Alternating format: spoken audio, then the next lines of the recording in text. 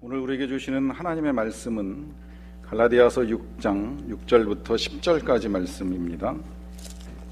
신약성경 309면 갈라디아서 6장 6절부터 10절까지 말씀입니다. 이 계시의 말씀을 제가 받들어 읽어드릴 때 살아계신 주님의 음성을 들으실 수 있기를 바랍니다. 가르침을 받는 자는 말씀을 가르치는 자와 모든 좋은 것을 함께하라. 스스로 속이지 말라. 하나님은 업신여김을 받지 아니하시나니 사람이 무엇으로 심든지 그대로 거두리라. 자기의 육체를 위하여 심는 자는 육체로부터 썩어질 것을 거두고 성령을 위하여 심는 자는 성령으로부터 영생을 거두리라. 우리가 선을 행하되 낙심하지 말지니 포기하지 아니하면 때가 이름에 거두리라. 그러므로 우리는 귀에 있는 대로 모든 이에게 착한 일을 하되 더욱 믿음의 가정들에게 할지니라. 아멘. 지난 목요일에는 우리나라 수험생들이 시험을 치르는 수능일이었습니다. 한 해 동안 혹은 3년 동안 또 길게는 12년 동안 공부한 모든 것들의 결실을 거두는 날입니다. 온 나라가 이 일을 잘 할 수 있도록 도와주는 일을 하는 것을 보게 됩니다.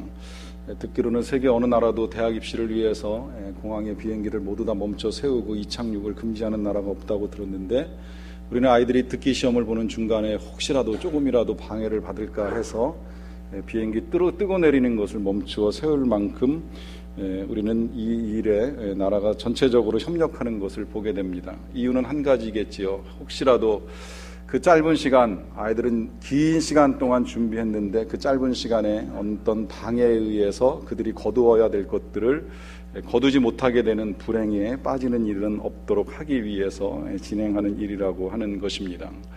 그렇게 보면 심고 또 심은 대로 거둔다라고 하는 건 하나님의 크신 은총이고 또 복된 삶입니다. 열심히 심었음에도 불구하고 제때에 거두어야 될 것들을 거두지 못하면 굉장히 슬픕니다. 또 마음에 억울한 마음도 찾아 들어올 수 있습니다. 내가 이것을 위하여 얼마나 수고하고 얼마나 고생했는데 나에게 주어진 보상이 이 정도밖에 되지 않느냐라고 하는 것 때문에 우리는 힘들어할 수 있습니다.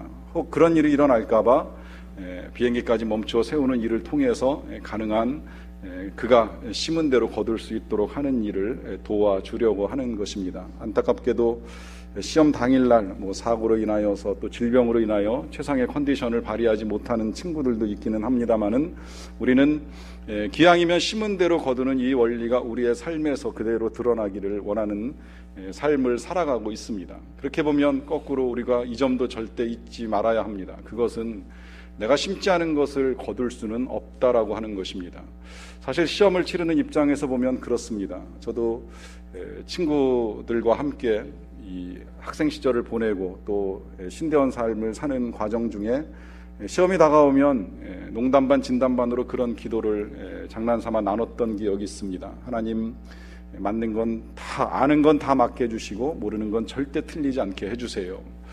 응답된 적은 한 번도 없지만 그렇게 기도하고 조금 더 세게 기도할 땐 하나님 찍는 곳곳마다 주의 성령 임하사 주의 큰 복을 받게 하옵소서, 이렇게 기도도 드리며 시험에 임하기도 합니다. 하지만 이런 일들을 일컬어서 성경은 스스로를 속이는 일이고 또 하나님을 업신여기는 행위라고까지 말씀을 합니다. 제가 영락교회 전임전도사로 사역을 하는 기간 중에 신대원을 졸업하고 전임 사역을 시작을 했는데, 이제 1월 1일부터 시작된 사역이 5월쯤 가게 되면 목사고시를 봐야 되는 일이 있습니다. 교회에서는 감사하게도 일주일에 휴가를 줘서 모든 동기 전도사들을 다 영락 기도원에 들어가게 한 다음에 그 다음에 거기서 일주일 동안 목사고시 준비를 잘 하고 그러고 이제 월요일 어린이날에 있을 목사고시를 보도록 하는 배려를 해 주셨습니다. 그래서 함께 이제 1월 1일부터 사역을 하던 우리 전도사님 동기들과 함께 영락 기도원에 가서 며칠을 같이 있게 됐어요.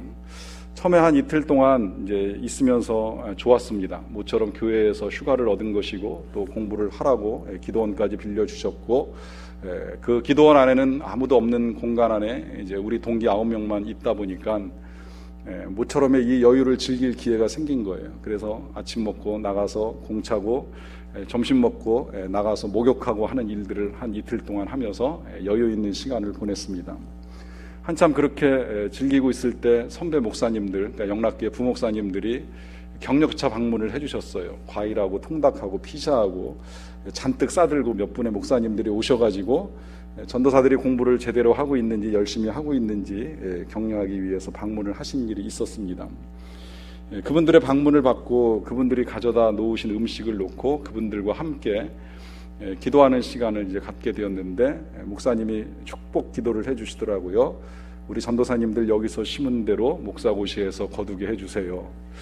기도를 딱 듣는 순간에 이건 축복이 아니라 저주구나. 우린 지난 이틀 동안 3일 동안 아무것도 심은 것이 없고 열심히 놀고 열심히 운동했는데 심은 대로 거두게 하시라 하시면 도대체 우리는 뭘 거둘 수 있을 것인가. 그 기도를 듣는 순간부터 고민에 빠졌습니다. 그래서 9명이 올라갔는데 저를 포함해서 4명이 동기 전도사들을 배신하고 하산을 했습니다. 그리고 각자의 집으로 흩어져 갔어요. 가가지고 따로 이제 공부를 하는 일을 하게 되었지요.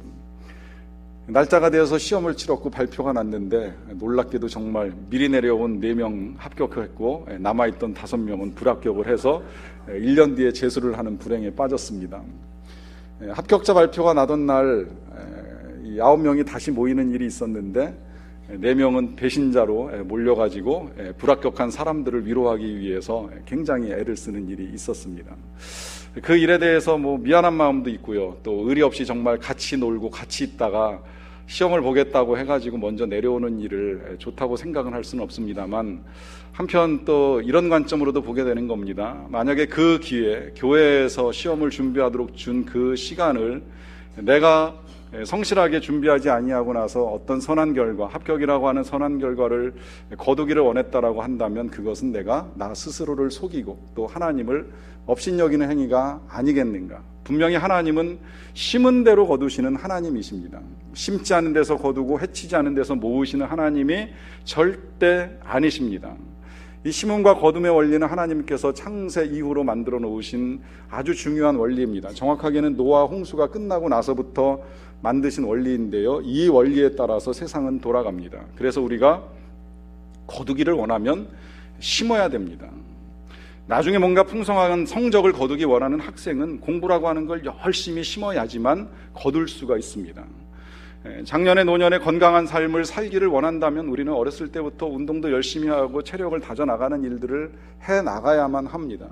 내가 실력을 갖추어서 성공하는 인생을 살기 원한다라고 하면 그것을 준비해야 되는 청년의 때에는 시간을 낭비하지 않고 배워야 될 것들을 열심히 배우고 미래를 위하여 준비하는 시간들이 있어야만 합니다. 그래야지만 후일에 우리의 인생을 위하여 거둘 것들이 있게 되어 있습니다. 우리의 자녀가 하나님께로부터 복을 받고 정말 형통한 인생을 살아가기를 원한다라고 하면 우리의 자녀들의 삶을 위하여서도 부모님들이 심어줘야 될 것들이 있습니다. 먼저는 우리의 자녀들이 믿음을 가지고 성장할 수 있도록 도와주셔야만 되고요. 또 그 아이가 하나님의 은혜 가운데 커가고 귀한 일들을 이루어갈 수 있도록 자녀를 위하여 정말 많은 기도를 심어줘야 될 필요가 있습니다. 목회를 하면서 여러 가정들을 만나다 보면 그 같은 일들을 경험하게 됩니다. 본인의 노력보다는 부모님이나 혹은 할머님의 기도가 쌓여가지고 그 인생 가운데 형통한 삶을 살아가는 경우를 보게 되는 것입니다.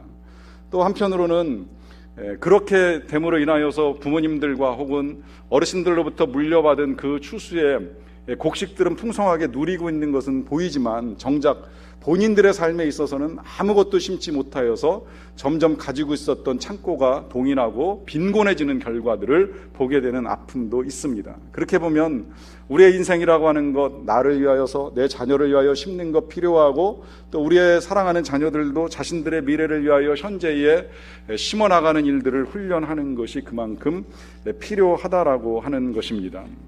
자, 이렇게 심어 나갈 때에 우리는 어떤 것을 심느냐라고 하는 이 질적인 문제를 가지고 우리는 8절 말씀에서 답을 찾게 되는데요. 오늘 함께 읽은 8절 말씀에서는 우리의 심는 문제에 이렇게 답을 해줍니다. 자기의 육체를 위하여 심는 자는 육체로부터 썩어질 것을 거두고 성령을 위하여 심는 자는 성령으로부터 영생을 거두리라.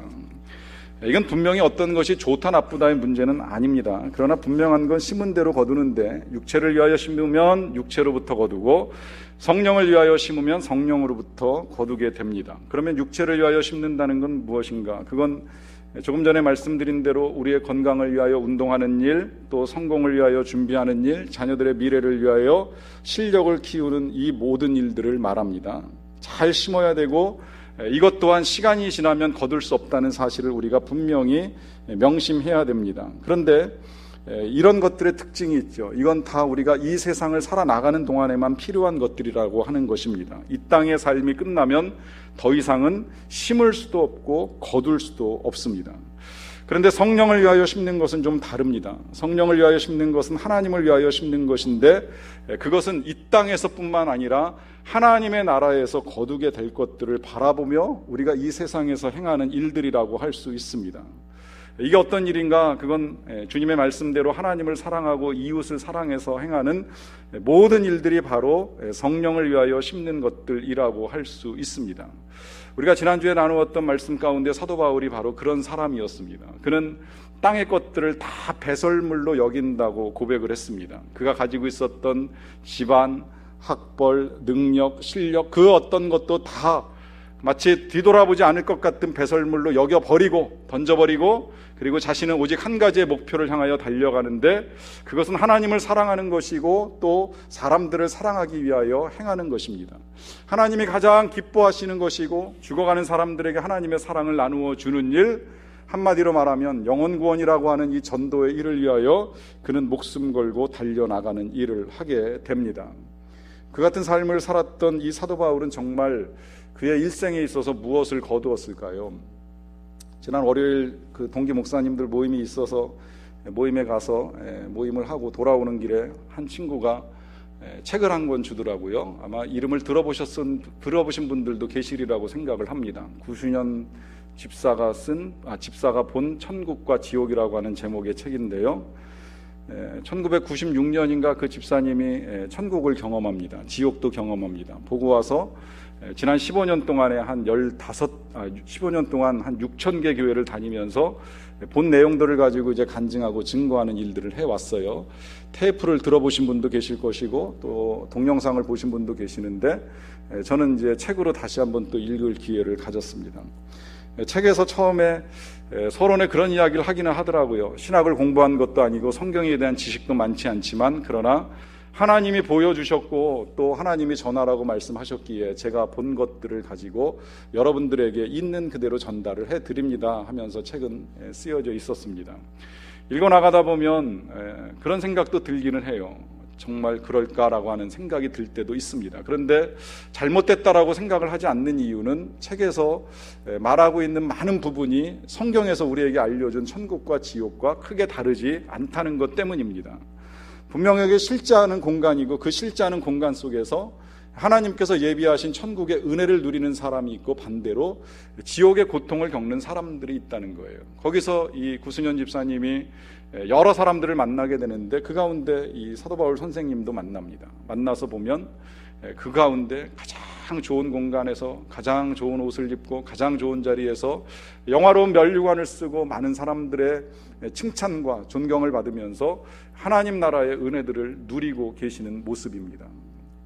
이것이 이 땅에서 땀 흘리고 이 땅에서 하나님을 위하여 수고하고 이 땅에서 복음을 전하다가 결국은 주님 때문에 순교한 영혼이 하나님의 나라에서 누리게 되는 것들입니다. 그것도 일시간의 영화, 사라질 것들, 썩어질 것들이 아니라 2000년 세월이 흘러도 변하지 아니하는 영원한 영광과 은총을 누리고 계시는 모습입니다. 이건 사도 바울 선생님뿐만이 아니라 그 가운데 스데반 선교사님도 계시고 또 주기철 목사님도 계시는데 다 그와 같은 은총들을 누리면서 천국의 기쁨을 영원토록 맛보고 계십니다. 여러분, 여기서 우리가 생각해야 될 것이 바로 이것입니다. 우리에게 주어진 이 삶의 시간 동안에 우린 과연 무엇을 심을 것인가? 그리고 때가 되어 거두게 되었을 때 우리는 과연 무엇을 거두는 인생이 될 것인가? 이명수 목사님이 쓰신 소책자 가운데 인생의 사계절이라고 하는 책자가 있는데요. 그분은 이 책에서 우리의 인생을 4개의 계절로 비유하십니다. 말 그대로 생명이 약동하는 봄은 인생의 탄생기 혹은 유학이라고 할 수 있습니다. 무한한 생명력은 항상 많은 사람들에게 설레임을 불어넣어주죠. 봄이 좋은 것은 이 봄에 우리는 새해를 기대하면서 뭔가 다시 꽃 피우고 열매 맺을 새로운 일들에 대한 기대감을 가지고 나아갑니다. 어린 자녀들이 그렇습니다. 우리가 자녀들을 보는 것이 기쁜 것은 어린 자녀들은 우리에게 기대감을 줍니다. 설레임도 주고 우리는 이 아이들과 함께 인생을 새롭게 소망하고 꿈을 가질 수 있습니다. 그런 아이들이 커가는 청소년기 혹은 청년기는 인생의 여름이라고 할 수 있습니다. 뜨거운 열정을 가지고 열심히 도전하고 무엇인가를 때론 사랑하고 또 때로는 돌보는 일들을 하게 되겠지요. 자, 인생의 가을은 말 그대로 결실의 계절이고 추수의 때입니다. 그동안에 준비한 실력과 능력을 가지고 현재에 필요한 것들 그리고 장차 사용하게 될 것까지도 다 거두는 시기, 작년의 시기라고도 할 수 있습니다. 인생에 있어서 겨울이 찾아옵니다. 아마 노년의 때가 그렇다고 할 수 있겠는데요. 추위로 인하여 활동력이 떨어지는 우리 겨울처럼 무엇을 마음대로 하기가 쉽지 않습니다. 뭔가 새롭게 심으려고 해도 또 돌보려고 해도 거두려고 해도 나이가 혹은 건강이 이와 같은 일들을 하는 것을 쉽지 않게 만들어주는 때라고 할 수 있습니다. 여러분, 분명한 건 이제 우리의 인생에 시기가 찾아 들어온다는 거예요. 여긴 지금 여름을 보내시는 분도 계시고 가을을 보내시는 분도 계시지만 혹 겨울 같은 인생을 사시는 분도 계시리라고 여겨집니다. 그런데 이 인생을 4계절로 나누어서 보는 이 관점은 어디까지나 우리의 일생만을 놓고 이야기하는 겁니다. 이 땅에서의 삶만을 놓고 이야기하는 겁니다. 이 땅에서 우리가 일생을 살고 끝낼 인생이라고 하면 우리는 지금 가을이 접어들었고 또 혹은 겨울이라고 하는 사실 때문에 때로 서글프고 힘들다라고 하는 생각을 할 수도 있습니다. 그러나 하나님을 믿고 살아가는 하나님의 백성들은 일생으로 끝날 사람들이 아닙니다. 저 하나님의 나라에서 우리를 위하여 예비된 보다 더 기나긴 생애가 준비되어 있습니다. 그곳에서 우리는 이 땅에서 심은 것들을 가지고 추수하고 거두는 일들을 하게 되어 있습니다. 여기서 우리가 육체를 위하여 무엇을 심었느냐, 또 여기서 우리가 성령을 위하여 어떤 것을 심었느냐에 따라서 영원한 하나님의 나라에서 우리가 거두게 될 것이 과연 무엇이냐라고 하는 것을 결정짓도록 되어 있습니다. 만약에 우리가 이 땅에서 정말 하나님의 나라를 위하여 지금도 심어가는 일들을 게을리하지 않고 있다라고 한다면, 그렇다면 우리는 나이와 관계없이 지금도 얼마든지 청년의 때를 살아가고 있는 인생이라고 할 수 있습니다. 저는 제가 만나본 분들 중에 그런 분이 계셔요. 70이 넘으셨는데 전도를 아주 열심히 하는 분이 계시더라고요. 늘 열심히 기도하고 또 시간만 나면 말씀을 읽고 날만 풀리면 나가서 전도지를 가지고 나가서 붙이기도 하고 전하기도 하는 분을 뵌 적이 있습니다. 옆에서 보면서 그런 생각이 들었어요. 나이는 70이 넘으셨지만, 몸은 겨울을 맞이하셨지만 영혼만큼은 아직도 청년, 여름의 때를 보내고 계시는구나. 왜 그럴까요?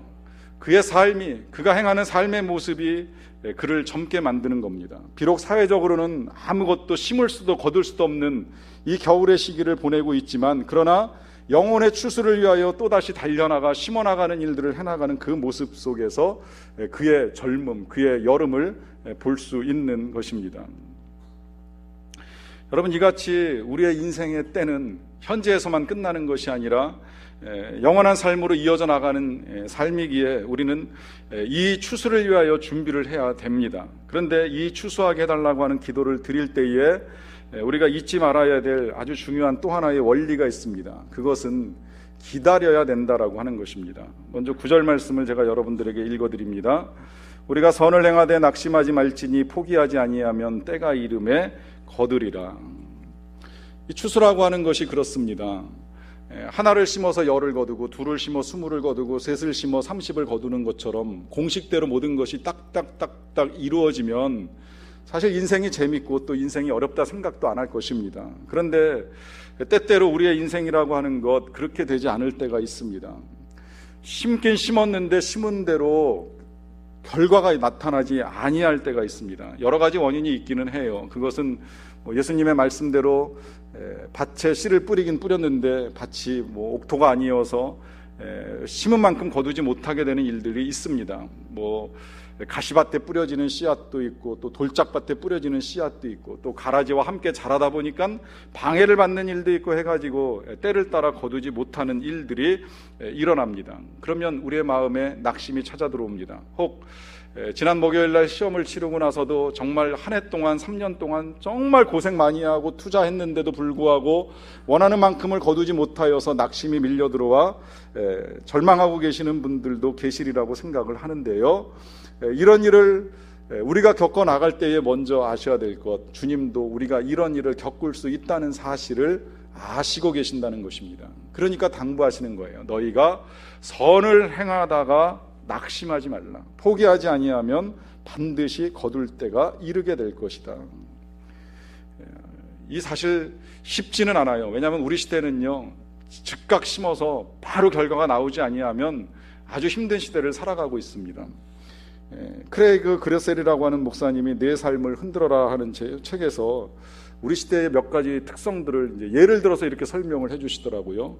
스마트폰으로 웹사이트를 여는데 5초 안에 열리지 아니하면 참지 못하고 전화기를 바꿔야겠다고 생각을 하든지 다른 사이트를 두들겨 본다는 겁니다. 다 큰 어른이 자신이 시킨 햄버거가 3분 동안 나오지 않았다고 하면서 화를 내는 일들이 일어나고요. 슈퍼마켓에서 줄 서서 기다리다가 계산원의 계산이 느리다고 해서 구매하기를 포기하고 돌아서는 일들도 일어난다고 합니다. 젊은 부부가 꿈에 그리던 집을 구입하기 위해서 대출을 신청했다가 거절을 당하는 것 때문에 분노하는 일이 일어납니다. 왜 이런 일들이 일어나는가? 우리 사회는 가치가 있는 것이라면 지금 당장 가져야 한다라고 하는 것을 가르치고 있기 때문이라는 거예요. 사실 가치가 있는 것을 취하는 것 자체가 잘못된 건 아니지요. 가치 있는 선택들을 해야지요. 귀한 것을 얻기 위해서 대가를 지불하는 일이 나쁜 건 아니지요. 그런데 그 가치 있는 것을 얻는 과정 중에 시간이 걸리는 일들이 있습니다. 건강만 하더라도 그렇잖아요. 건강이 가치 있다는 걸 모를 사람이 어디 있겠습니까? 근데 이 건강이라고 하는 가치를 얻기 위해서는 긴 시간 동안 먹는 걸 조절해야 되고 또 운동을 해야 되는 이 대가가 지불되어야 됩니다. 그런데 건강에 대한 욕심은 있으면서 운동을 하지 않는다면 대가를 지불하지 않고 가치를 취하겠다라고 하는 인간의 욕심만 남아 있는 것입니다. 근데 우리가 이런 것들을 하기 쉬운 사회에 살고 있다는 거예요. 왜 쉬우냐면 주변에서는 자꾸 그렇게 충동을 합니다. 당신이 원하는 걸 취하기 위해서 대출을 받아. 당신이 원하는 걸 취하기 위해서 남의 걸 훔쳐도 돼. 때로는 남을 좀 속여보면 어때? 당신이 지금 필요한 건 그것이니까 그것을 얻기 위해서 그 정도는 할 수 있는 것 아니야 라고 하면서 우리를 유혹하는 일들이 수없이 밀려 들어옵니다. 그런데 여러분, 이 변해가는 세상, 정말 빠른 속도로 변해가는 이 세상에서 우리가 잊어서는 아니 되는 것, 우리는 변하고요, 우리는 빠른 것을 원하지만 우리를 다스리시는 하나님은 여전히 기다리시는 하나님이십니다. 또 기다릴 것을 가르쳐주고 계시는 하나님이십니다. 하나님의 성품은 기다림입니다. 하나님은 우리 한 사람 한 사람 늘 기다리고 계십니다. 에이브람 링컨이요, 그 아내가 이 히스테리컬한 성격을 가지고 있는 것으로 유명한데요. 책에서도 말하지만 영화에서도 그런 아내의 성격이 그대로 다 표현이 됐어요. 남편하고도 싸움을 많이 하지만 화가 나면 이제 그 누구도 가리지 않고 싸움을 하는 성격이 있다고 그러더라고요. 한 날 이 아내가 식료품점에 갔다가 그 식료품점 주인하고 다투는 일이 있었습니다. 그러고 이제 들어왔어요.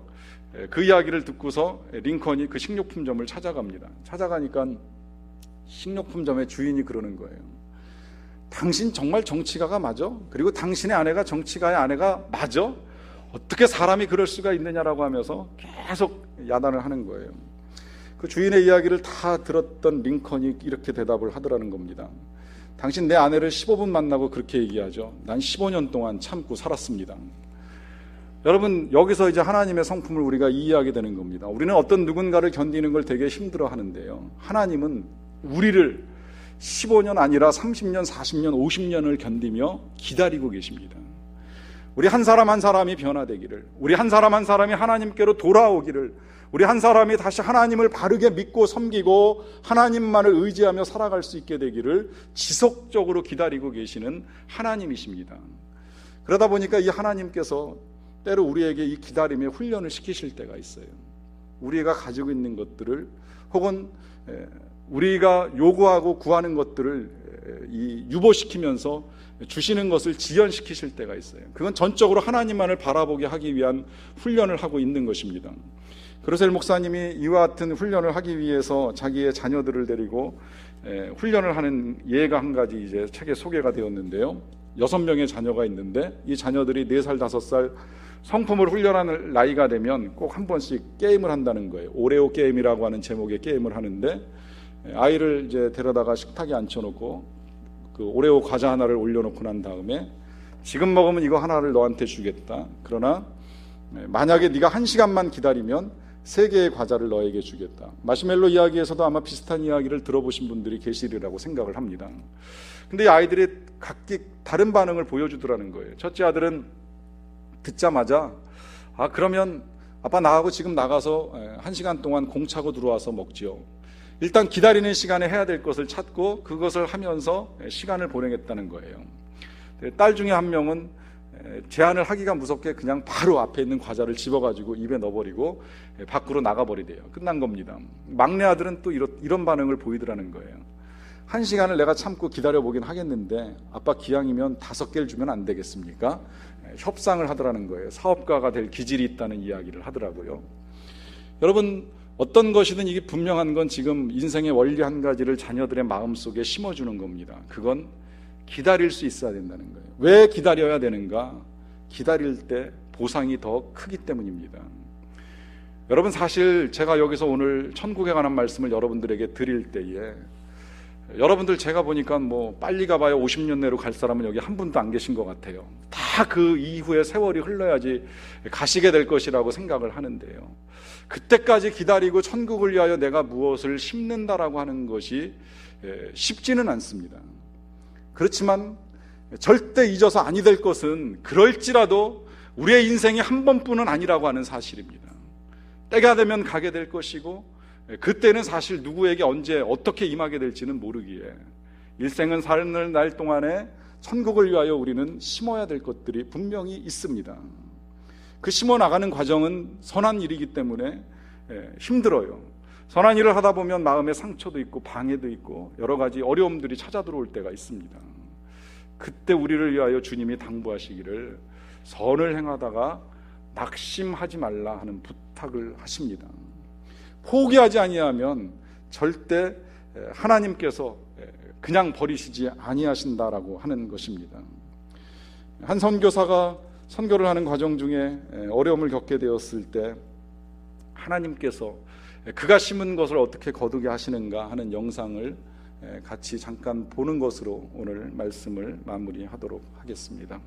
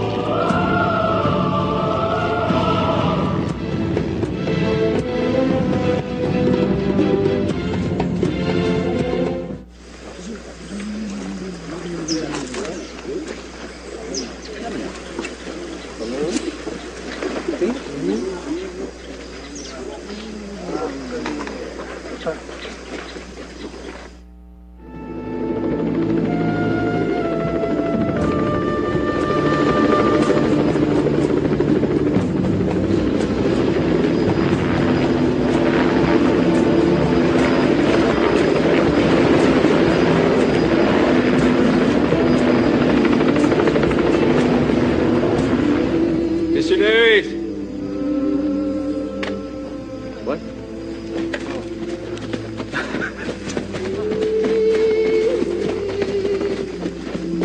Mira Jabba! Mira Jabba!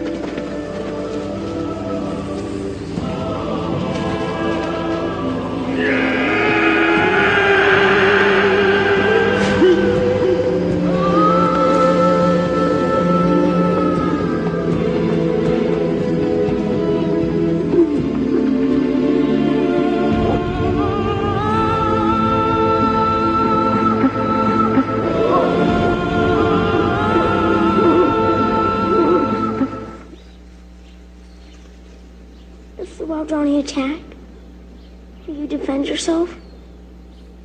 Will you use your guns? Son, we can't shoot the Wadani. They're not ready for heaven. We are. Promise me one thing. Just one. One thing. Sound like your mother. If you get in a jam, a real jam, then promise me you'll say these words to them. What words? The Wawadani words. They mean, I am your friend. Your sincere friend. Bua Bia Unumbwa. Bua. Bia. And Unumbwa. Numbwa. Bua Bia Numbwa. Right? Yeah. Bua Bia. Numbwa. Bua Bia Numbwa.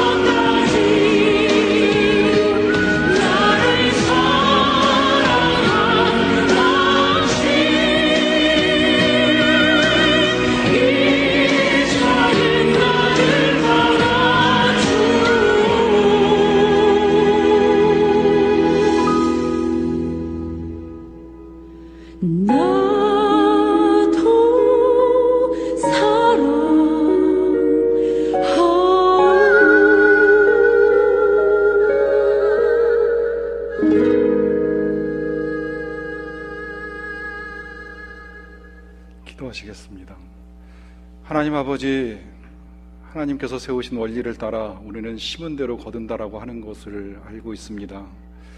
거두기 위하여 심는 일을 게을리하지 않도록 도와주시고, 또 이 땅에서뿐만 아니라 저 천국에서 영원한 것들을 거두기 위하여 이 세상을 살아나가는 날 동안 우리가 정말 성령과 함께 또 하나님께서 기뻐하시는 것들을 심어나가는 자들 되게 하여 주시옵소서. 때때로 선을 행하다가 낙심할 만한 일들을 만날 때에, 포기하고 싶은 생각이 들 때에도 결코 포기하지 않고 낙심하지 않고 하나님의 때를 기다릴 줄 아는 믿음을 주시옵소서. 그리하여 추수의 때에 정말로 주님과 함께 거둠의 기쁨을, 거두고 누리는 기쁨을 누릴 수 있도록 도와주시옵소서. 예수님의 이름으로 기도하옵나이다.